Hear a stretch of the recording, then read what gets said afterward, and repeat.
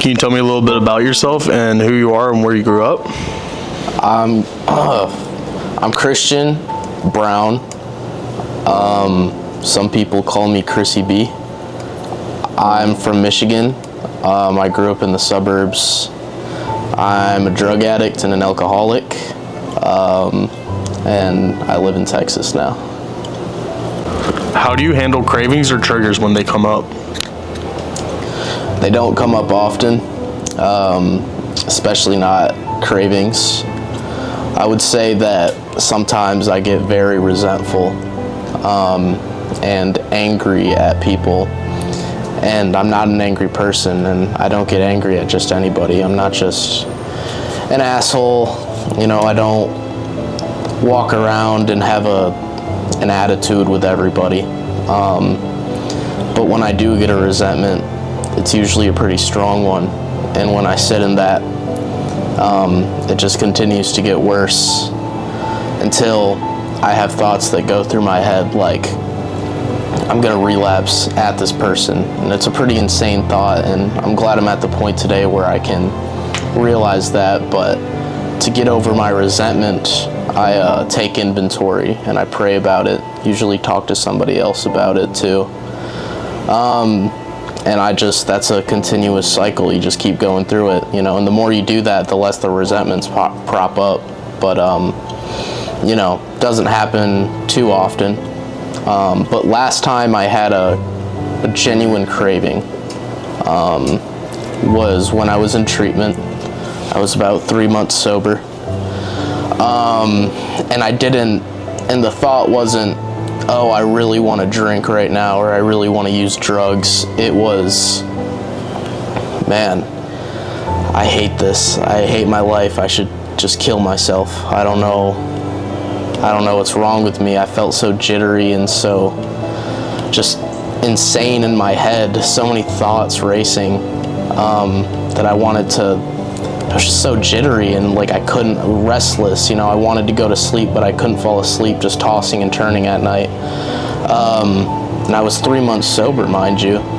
I think that people who say that they're, you know, I'm 2 weeks sober, I'm 4 months sober, like they're all fucking liars, man. They're not liars. I'm saying that those people with the 2 weeks or the 4 months, and they say that this is the best I've ever felt in my entire life, they're all fucking liars, man. You know, sure, they might feel good here and there, and they might feel really good, you know, for a couple days, but it doesn't last forever. But anyways, going back to that story, I was craving really bad, and I didn't even know it. And I went around the cabin, and I was breaking stuff, and I even cried. And then I kind of realized that this is what I realized. This is the big realization that I came to, a true step one experience. The problem wasn't the drugs, it was me sober. I couldn't handle life sober. I also couldn't keep using drugs because I was either going to kill myself or just end up somewhere. Yeah, I don't know. I couldn't even handle life sober. So, yeah. Was there a specific moment when you decided you wanted to change? Yeah.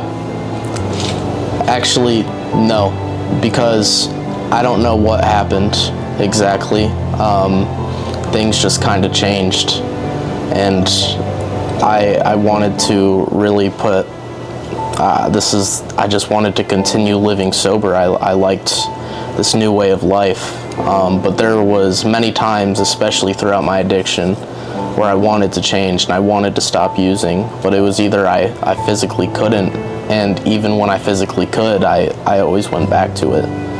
I wanted to stop all the time, but, you know, I just really couldn't. I didn't have any sort of solution. I could get weeks under my belt. I could even get a month. I could get 2 months. But I always went back, you know, because just like I said before, the problem wasn't me using, the problem was me sober. So yeah.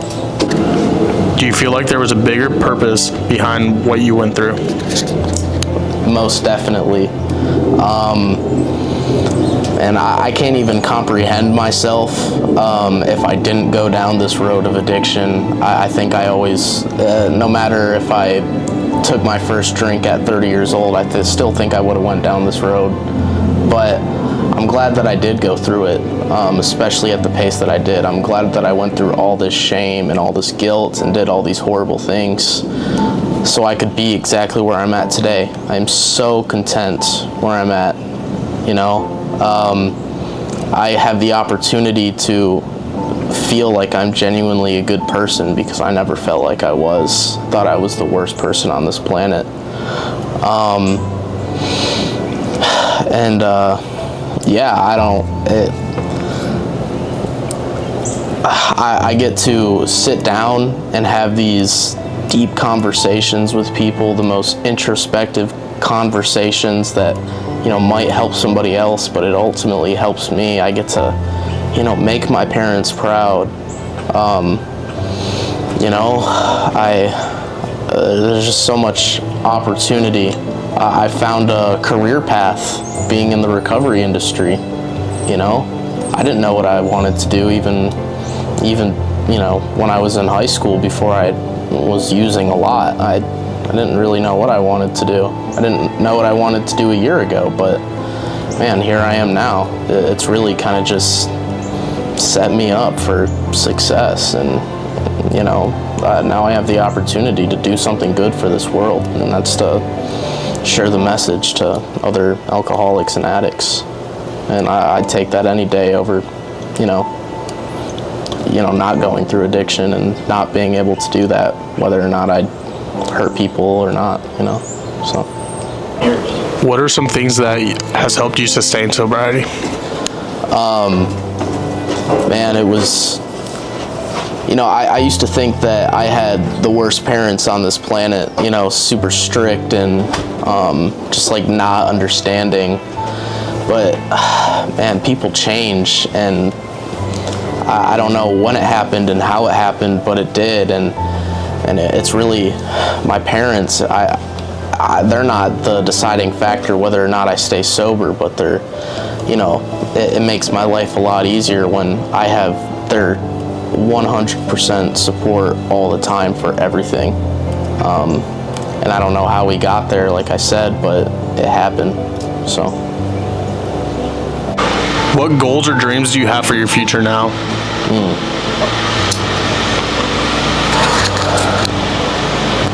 Like I said earlier in one of the previous questions,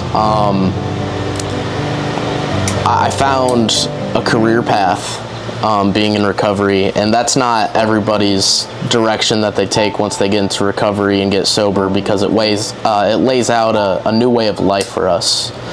But this is just what I found to be passionate about. I didn't know what I wanted to do 6 months ago, but you know, I'm starting to really think about my future a lot lately. I've been sober a year and some change. You know, I've started to build my brand through my experience. And I want to be a house manager at Patton House Sober Living. I want to, you know, be a certified peer support specialist. You know, of course, I want to keep working through the AA's steps and sponsoring guys and helping out and all of that. You know, I really just want to help people, but I want to ultimately, something I see as an opportunity in the future is I want to get my LCSW, and I want to go work as a therapist at my treatment program that I went to. But I don't want to just stop there. And a lot of it is, you know, really unpredictable what could happen in the future, but I just know that I want to do bigger things than that. And I want to change the recovery industry for the better. So that's all I got. Can you tell me who you are and a little bit about yourself? My name is Walker. I'm a drug addict and alcoholic. I grew up in Austin, have moved around, you know, a lot of different parts of the country. But now I live in Dallas, Texas, and I work at Patton Sober Living. What gave you the strength to take the first step in recovery? So honestly, it was not my initial decision to move into recovery. At the time, I was in Nashville. I was caught selling drugs, and I was arrested facing 20 years in prison. And I was sitting in county jail and just thinking about where everything went wrong. And I noticed several different areas of my life where I was addicted to someone or something. And basically what I came to the conclusion of is like, I had a problem. I have this disease of addiction. I have this mental obsession that I cannot shake. I've tried every which way to quit drugs and alcohol or to manage it on my own life. Like kind of in my own time, doing it, you know, recreationally and not habitually. Well, about 2 months in, I called John Patton, who is the owner of Patton Sober Living. And, you know, I'd been in his sober living house before. I have worked for him before. And I called him and I was like, John, man, I really messed up. I don't know what to do. And John said, man, the first thing that you got to do is you have to ask for forgiveness from God. The second thing you have to do is you have to learn how to forgive yourself. The third thing is you asked for help. And that's a huge step forward. And that was the moment when I realized I had to change people, places, and things. I had to change around my entire life. I had to change my way of thinking. Because if I didn't, I would fall back into the same spiral that I've been in for the last 10 years. And so that's what I did. I got a recommendation letter from John Patton as well as 9 other people, basically as character witnesses. I was released 4 months later, and I came to Patton House as a resident again. And really nothing motivated me more than thinking about what jail was like. I had a bunch of really bad experiences in the streets, but the ultimate negative influence was jail. Watching all these career criminals tell me that I'm never gonna make it, that they'll see me in 3 weeks, that I'm gonna be back on drugs, that I'm gonna overdose again. And none of these things were things that I wanted. And so I think about that even now, every single morning when I wake up. I imagine sitting at the top of my jail cell, and I would see people calling their girlfriends on the box. I would see them playing chess or playing poker, people yelling at each other or going to the cells to fight. And I remember that every single day to remind myself, that's not where I want to be. That's not who I want to be. And so I have to make the daily change every single day. Do you have any stories to help people understand it's not too late to get sober? Absolutely. So one of my first ones was when I was, I believe, 16 years old. I was at a party and I had taken, I don't know, 3 or 4 Xanax, and I blacked out. I didn't know what happened the next day until one of my friends called me and was like, dude, what happened last night? And I basically told him I didn't remember anything. I look underneath my bed and I had stolen a bunch of prized possessions from the person whose house we were at. Stole several like expensive watches, some jewelry. I had a painting under there. A bunch of random stuff that typically I would not have, you know, stolen, but I did. Whenever I take Xanax, I have really sticky fingers. And so it was at that point, that was the first time that I was like, dude, I need to get sober. I really need, you know, to stop doing these drugs. But I couldn't. And so I kept moving forward. And I remember I was 21 and it was, you know, my 3rd overdose. So I had taken some fentanyl and I was overdosing in my room. My roommate came up and he saw me, you know, throwing up, barely breathing. So he found Narcan on my dresser and he hit me with it. And I, you know, came to and I looked at him and I said, why did you ruin my high? And for most people, including my parents, they thought I was a lost cause. And so then when I was sober for 15 months and then I relapsed, I was doing, you know, meth, fentanyl, weed, Molly, psychedelics, really anything in the book, you name it, I was doing it. And so I was really strung out for somewhere between like 4 and 6 days at this time. And I thought that there were bed bugs underneath my skin in my house. And so I'd thrown away all of my bedding, covered everything except for the drugs in, plastic wrap, kind of things like that. And so it was one night at, 2 or 3 a.m. I was on FaceTime with one of my friends, and he knew what drugs I was on. He was not surprised, but I told him, like, dude, I can hear them in the walls. Like, I hear the queen of the bed bugs. Like, if I kill her, then all the other ones will leave me alone. I don't have to live like this anymore. And so I grabbed my Glock 40 from underneath my couch, and I pointed it at the wall. And he yelled at me, and he said, "Walker, stop. Put the gun down. It's not in the walls." And so I was like, all right, whatever. If I die by bed bugs, that's on you. And that's how delusional I was. I legitimately told myself that my worst day would be the day that I didn't get to do drugs. My living hell was if I had to be sober for more than 2 hours. That was my living hell. Now I'm 2 years sober, and I have never loved life more. I can go through stressful or hard times, and I don't feel the need to use. I don't feel bogged down by a substance. I don't feel like I am destroying my life because I am using an unhealthy coping mechanism. And that is something that I never thought was even possible for me. And so if it's possible for me, I know it's possible for others. Tell me about some of the experiences you've had in Tennessee. Well, a part of my story is that I didn't just want to be a drug fiend. I didn't want to be spending paycheck to paycheck on buying drugs and using them. I wanted to not have money be an obstacle so that I can use my drugs and not have to worry about anything. And so at a young age, I became a drug dealer. And the main reason for that was because my birth mother, she was a drug addict. And so I decided that I was never going to be just that.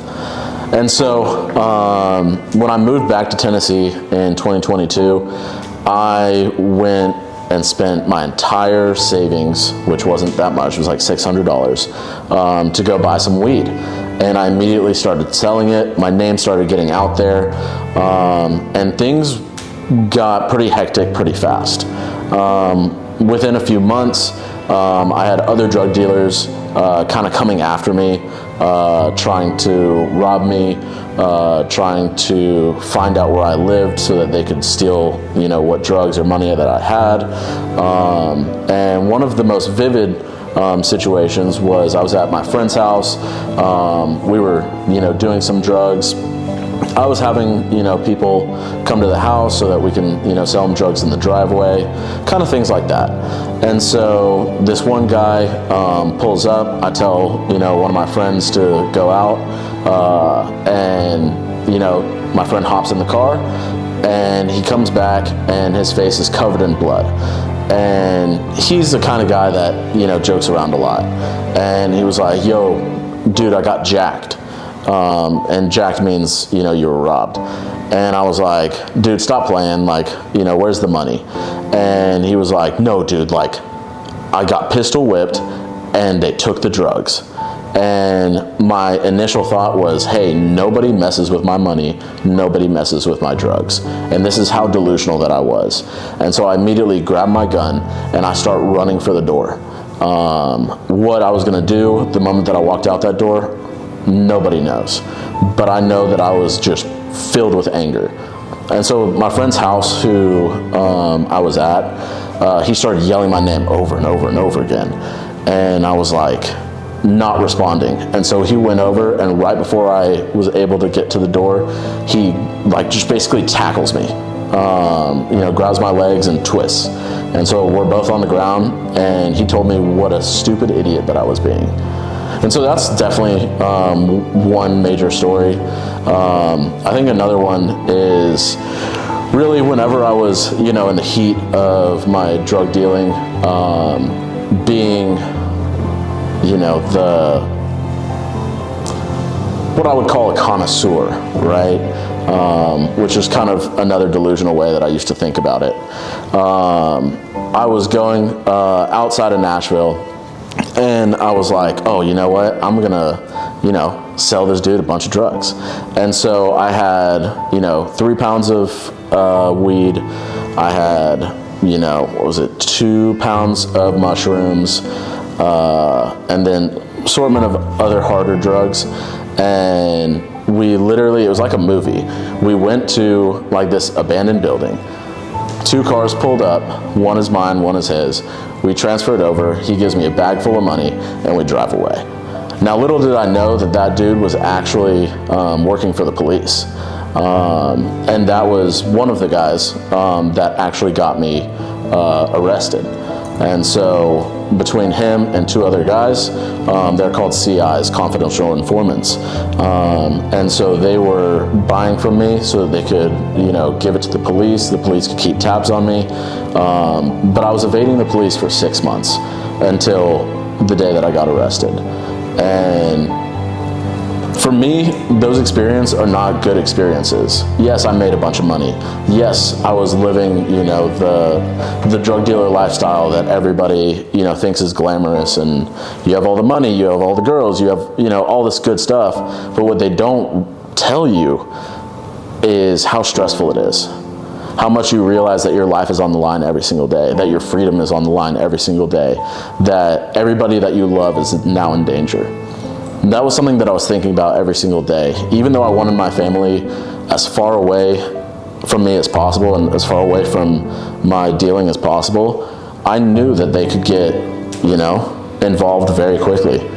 And so I tried to ensure every measure that I could to make sure that my family was not associated with me as much as possible. And the only way to do that was literally to cut them out of my life. And so that's what I did until I got arrested. And then that was the first call that I made, was to my family. And because of what I had done, because of the lies that I told, the manipulations that I told, they told me that I was going to not make bail and that I was going to sit in jail and rot until my sentencing date. And then everything beyond that was God's will. And initially, that was the worst thing that I could have heard. But right now, thinking back on it, it was the best thing that happened to me. What keeps you motivated to stay on this path? Well, like I said, one of the biggest things is remembering my time in jail. But another one is really just remembering the damage that I caused. A lot of the drugs that I sold, people would overdose on. People would get caught by the police. And so I did a lot of harm.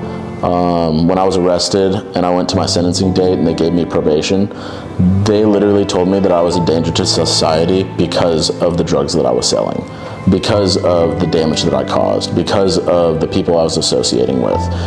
And so when I think about all of that, when I think about all of my experiences, I just think about how much harm that I've done, how many people that I've hurt, how many families I've ripped apart.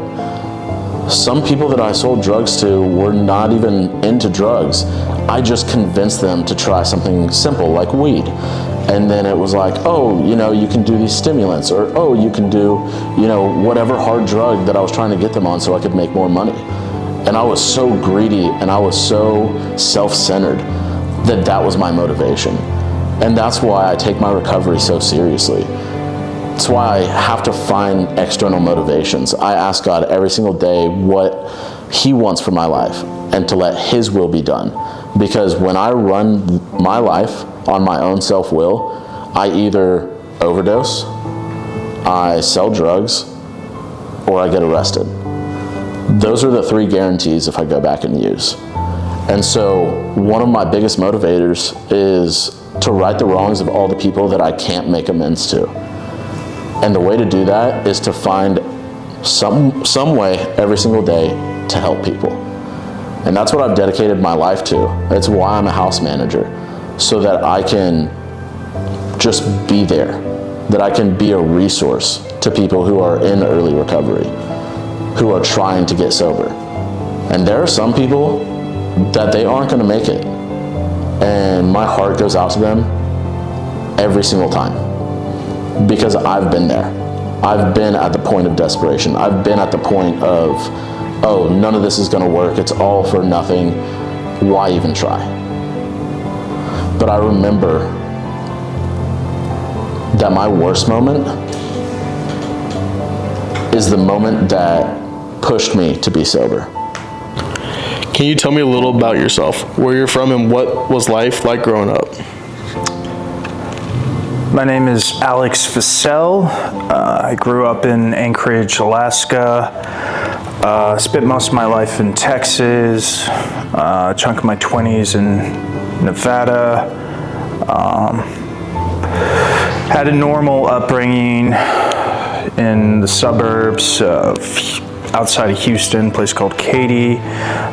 Became addicted to painkillers after an injury, playing football in high school, and certainly set me on a course for opioid addiction for almost the last 20 years.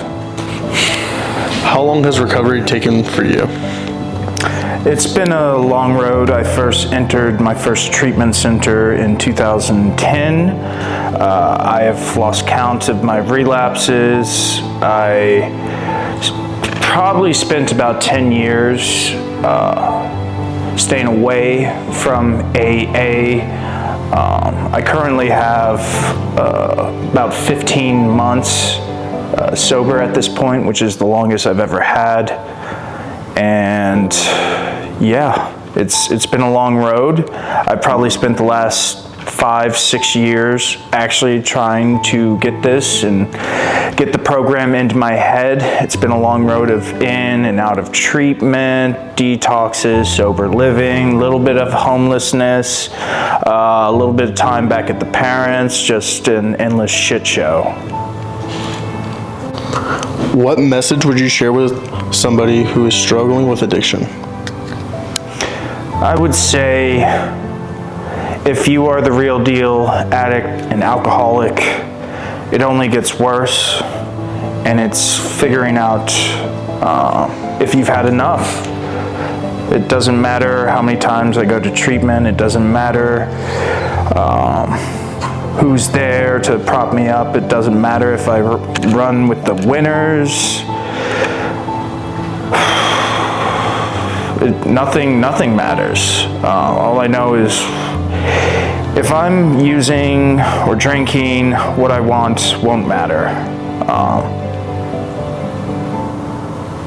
So being sober is at least a way to find purpose in life again. What has been the most difficult part of staying sober? In the past, I used to blame externals, that it was people, places, things, and reasons for why I wouldn't stay sober.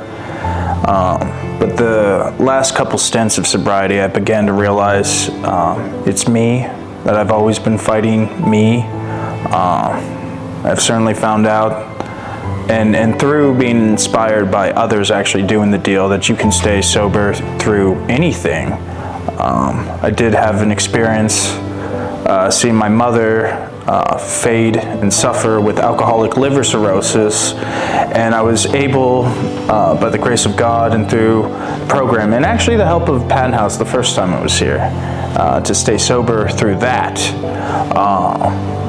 And it's certainly been a journey. I remind myself I'm fighting me every day.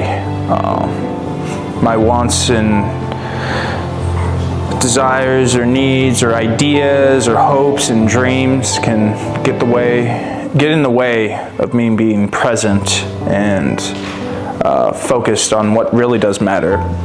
Because if I'm not sober, nothing matters. I'll just lose it all anyways. How has your perspective on life changed since getting clean? How has my perspective changed since getting clean?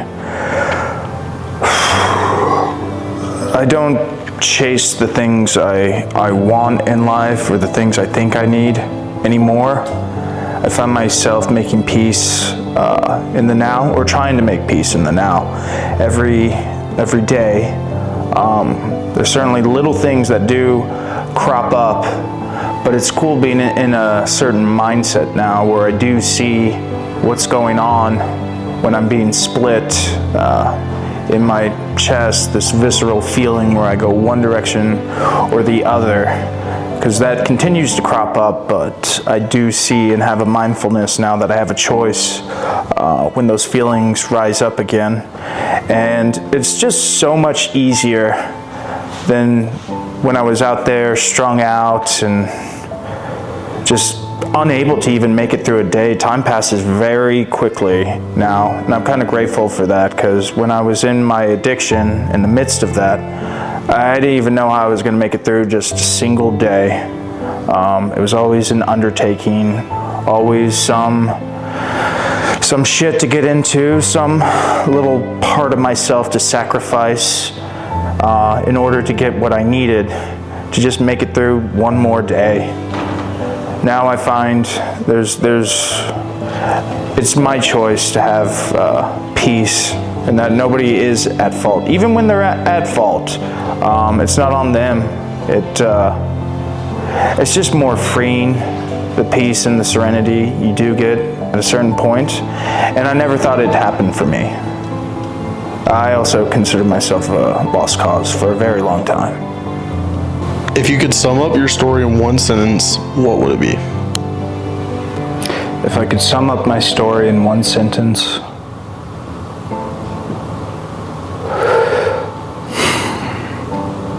no matter what, keep trying.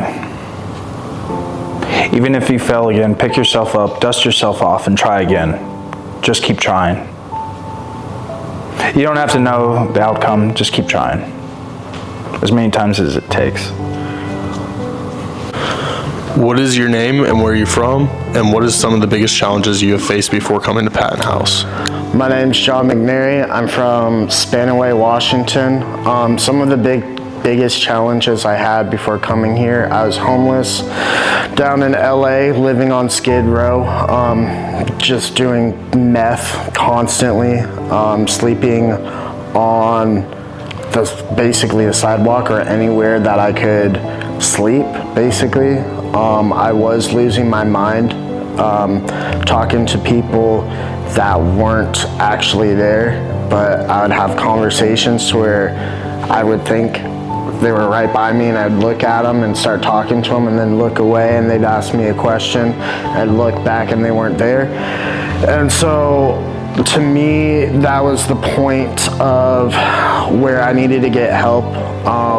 My plan was, I tried getting help by myself, but then just trying to find help when you're homeless and with a dog is nearly impossible. And so I ended up deciding to call my mom and asking them for help. They had always asked, basically were like, if you want to get sober, let us know.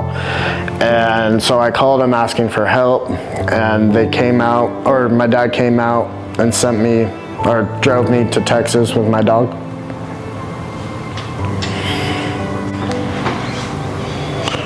Was there a specific moment when you decided you wanted to change? Yeah, I think the specific moment was when I was down on in LA. I was sitting on Skid Row with one of my buddies, and we had this white guy was walking in the middle of the road, and this one black guy started yelling at him about just random shit. And next thing I know, he comes running up and slits the guy's throat, and blood just goes everywhere. And that made me realize that I was basically in a the hell on earth situation. And so I just realized that I needed to get help, or I was gonna end up like one of them, or I was just not going to be I wasn't going to be alive anymore. And so that's another reason why I reached out to my parents, was because I was terrified every day living out there. I was scared that something was going to happen, or I was going to piss off the wrong person and they were going to kill me, or I had to defend myself and kill them. And that was a pretty shitty feeling, realizing that I don't want to say I was okay with killing somebody, but if it came down to it, I was okay defending myself, and that led to killing them, then killing them. So I didn't really want to live that way anymore. I was a very more aggressive person at that time. I really didn't put up with anybody's shit. And that truly wasn't who I am. I'm more of a very caring person. Yeah, I have my moments, but I just didn't like how I became when I was out there. And it took me a good couple months when I went into treatment to kind of come back to my normal self. I've been here a year, but still I have my moments where it just reminds me of being back there. And so I've suffered from PTSD. I suffer from a bunch of other things, and being out on that street made it a lot worse. What's been the most difficult part of staying sober? The most difficult part of staying sober for me, I would say, is more my mental health. If my mental health goes down, then I suffer that way. What usually happens to me, that the reason why I relapse, is I stopped taking my medication. Like I said, I have PTSD, I have depression, I have anxiety. I still have a lot of self-hatred towards myself. I wouldn't say as much now than I used to, but when I stopped taking my medications, I'm hard on myself, that just remembering things that I did or the people that I hurt, and just being like, I'm a piece of shit. And then once I relapse, I've never really asked for help, due to sometimes I think that, I'm only gonna use once in a while, or that I'm just gonna be okay. No one's gonna find out. And that's never happened, where every time somebody's found out, or I use constantly. And so I would say, just for me right now, I don't have a really hard time with it, just due to being on my medications. Obviously, I still have cravings. Some people have those craving dreams, and people don't like to partake into the craving dreams, but I love to, because I know I'm not really getting high, but it's just like my last hurrah kind of thing. So yeah. What led you to Skid Row? So what led me to Skid Row was, before I got to Skid Row, I was at a sober living in Salt Lake City. I was there for about 2 years. I ended up stopped taking my medication. I was working with a girl that I fell in love with, or thought I fell in love with, and she ended up getting kicked out of her boyfriend's house. So I told her, hey, you can stay in my car. That led to the sober living telling me that I either had to send her to the homeless shelter, or I had to leave.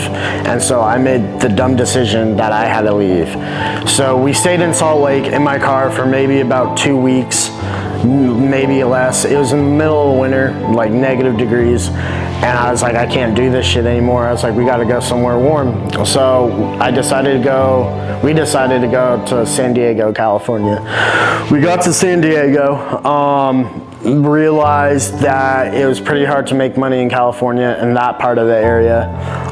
We were out there for about 2 months, living at in the parking lot of SeaWorld. I had parked my car. I would move it every little bit. We ended up meeting a guy named Twitch, who in reality was not a good dude. And my girlfriend wanted to travel with him. So basically we ended up traveling the country. We went down to Springfield, Missouri to work a 420 festival. At that 420 festival, the girl that I was dating decided that she didn't want to travel with me anymore and that she wanted to travel with other people. And so that definitely just broke my heart. And I was like, I'm with this dude named Twitch. I already know he's a piece of shit, excuse my language. And so we ended up leaving. I ended up getting my dog during that time. She wanted to take the dog. I told her she wasn't going to take the dog. So I traveled with Twitch for a while. I ended up parting ways with him in not the best fashion at the bottom of Tennessee. And so I got to Tennessee and I remember getting out and being like, I don't know where the fuck I'm gonna go. I don't know what I'm gonna fucking do. And that same girl, this was a couple months later, hit me up and was like, hey, look, you can come back up to Springfield, Missouri, stay with me and my boyfriend. And she's like, just hitch it there. And so I was like, okay. So the hitchhiking took me I walked 3 states. I walked up Tennessee, up to Kentucky, and then over to Missouri. And it took me about 2.5 months. In total, I only got like 7 rides. So I walked basically 366 miles, take off some due to rides. I got 50 miles 50 miles outside of Springfield, and she called me and let me know that supposedly I was super toxic and that I was not able to stay at their house. And during this time, I was abusing drugs, obviously. I was doing a lot of duster, and I did call her a couple times having meltdowns due to duster use and seeing things. And so I ended up staying in Springfield for 4 days, pleading with her to at least come see her dog, and she wouldn't do that. So my next choice was to go down to Louisiana, which was 666 miles, or back over to California, which was like over 1,000 miles. And so I started walking down to Louisiana, and Twitch hit me up again and told me, hey, look, if you can get up to Detroit, you can get back into this RV. We had traded in my car for a piece of shit RV that broke down every fucking 5 miles. And I decided, okay, well, I'm gonna go up there and I'm just gonna ditch him in California. So we got up there. I ended up getting a bus ticket from these people in the small town in Lebanon, Missouri. They got me a bus ticket up to Detroit. I ended up going back down to California. During that time, me and Twitch got into it again, and he basically kicked me out and stole my RV. He ended up holding a knife up to my throat and telling me that I was going to give him the RV or he was going to kill me. And I remember just thinking that my parents are going to find out that I'm dead, or they're not going to find out. They don't know where I'm going to be, and I'm going to be buried in the desert. And so after that, I met some other traveling kids, and we would train hop down to California, or from California down to Louisiana back to California. And so I ended up going by myself one time, and I decided to hop out in LA and just saying that I was going to be there for a couple days and then hop back on the train and probably go down to Louisiana. And a girl ended up getting murdered down by the train tracks. So the cops were all over that area. Every time I tried getting onto a train, they would stop me. Every time I tried hitchhiking, they would stop me. Every time I tried walking on the side of the highway, they'd stop me. And every time they picked me up, they would take me back down to Skid Row. So that's how I ended up on Skid Row. What keeps you motivated to stay on this path? What keeps me motivated is just knowing that if I go back out and I use, I'm gonna end up the same way. I'm gonna be homeless again. Just realizing that my parents aren't gonna help me out anymore. They've helped me out since I was 18. I'm 34 now, and they're tired of it. I've wasted a bunch of money on treatment and telling them, hey, look, this is the last time I'm gonna stay sober, and then a couple months go down and I don't stay sober. And so I want to prove it to them, and I want to prove it to myself that I can stay sober. Also, I have a better relationship with my family. Me and my brother didn't have a good relationship when I was homeless. I ended up missing his wedding. And due to me being sober, he's invited me over to his house. We go out to dinner every once in a while. And I'm happy, and just realizing that I'm too old for this now. I can't be back out there. My knees hurt, my feet hurt. I'm just realizing that, yeah, I mean, I've found happiness in certain ways with me being sober this time, due to other times that I've tried to be sober. I was either forced to be sober or, mostly forced to be sober, and I wasn't happy with it. I wanted to keep using, or I wanted to make my parents happy. I just really never did it for myself. So this time I'm doing it for myself, and that I just need to concentrate on myself and concentrate on my sobriety. Can you tell me a little bit about yourself, where you're from, and what life was growing up? So my name is Aaron Bolenball. I am a cocaine addict and alcoholic. I'm from Austin, Texas.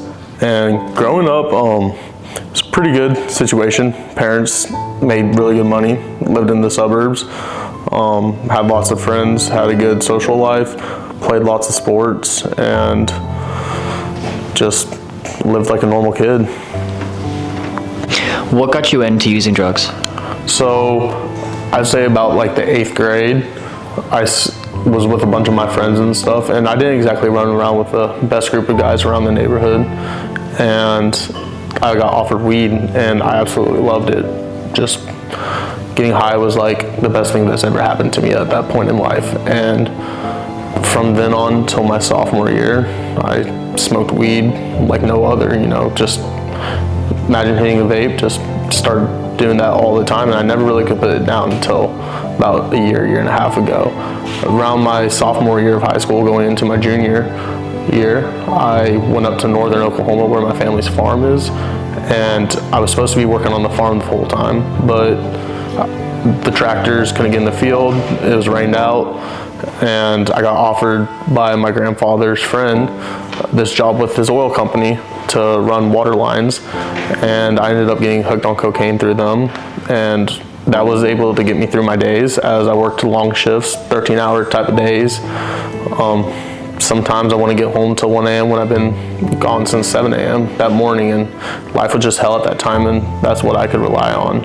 Drinking wise, I just always loved to party, and at a certain point, that's just all I could do was just drink and party. That's the only way I felt connected to people, and the only way that I felt full, and I felt like I was a person again, so. When was the moment you realized you needed to change? About 6 months ago, I was laying in my bed. At this point, I've been drinking and partying. I've been sober for probably about a year from cocaine at that point. It's after my first treatment center, and I was just miserable. Wasn't going anywhere in life. I dropped out of high school, left high school sports. My favorite thing to do was play football in life, and I ended up leaving that to party. So I was constantly doing that, and I just never felt able to grasp that happiness. So I always kept chasing the next high and the next drink, and always trying to get more drunk because that's what made me feel better. So after that year, I was on Austin 6th Street, and I went into a bathroom and somebody offered me a line of cocaine. At this point, in life. I hadn't done it in the past year, but for some reason I was so miserable and so not caring anymore. I just decided to say, yeah, fuck it. And from then on, I knew that I had a problem with cocaine the first time around, but I didn't care in that moment. Between that Saturday night and that Wednesday morning, I did an absurdly amount, and I couldn't stop. And I was right back to where I began, and worse. How has your faith in God changed your recovery? So when I first came into recovery, I've always been a believer in God. You know, it was kind of out of fear, because it's like the fact that you get to go to heaven or hell. Which one do you choose? And I've always been grown up in the church and always have had belief. But when I came into sobriety here at Patton House, I remember the first time I ever asked God to help me, and there was this sense of calm and a sense of Him being present in the room with me, and I could feel that He was helping me in that moment. And from then on out, factoring Him into every decision I make and walking the life with Jesus is the biggest thing that I've been able to witness to my life in these 18 years, almost 19 years. It is something that I rely on heavily, and it honestly has brought me into happiness that I didn't think I had. It showed me open doors and has given me opportunities to change my life for the better, and not only for the better, it has given me direction on how to be a better person and how to live a life with God. What goals and dreams do you have for your future now? So something I've dreamed of since I was a little kid is being able to take over my grandfather's farm. I am supposed to be a fourth generation rancher. It's not something that is handed to me, but it is in line for me, and I will work every single day to become that. Sobriety has given me the opportunity to realize that that is what I want, and has given me the opportunity to be able to work towards steps of that. I get to live my faith for the rest of my life, and it makes me a happier person. I've stated that multiple times, but just being able to do that and being a God-fearing man, and one day hopefully working the land that my grandfather and his father has put together and have worked so hard for, I want to be able to carry on that tradition and leave a legacy on this earth that I can be proud of and become a person I can be proud of. 6 months ago, a year ago, I'm not proud of the person I was. I was arrested. I dropped out of high school. I was just chasing the next high, and now today I'm able to look back and realize that I've came such a far way, and I'm still going, and I still have so much more. And being able to look towards the future is my biggest motivation. I'm able to look down at this tattoo of me looking down at my grandfather's grave, and get to see that every single day and remind myself of what I'm doing this for, and it's for me.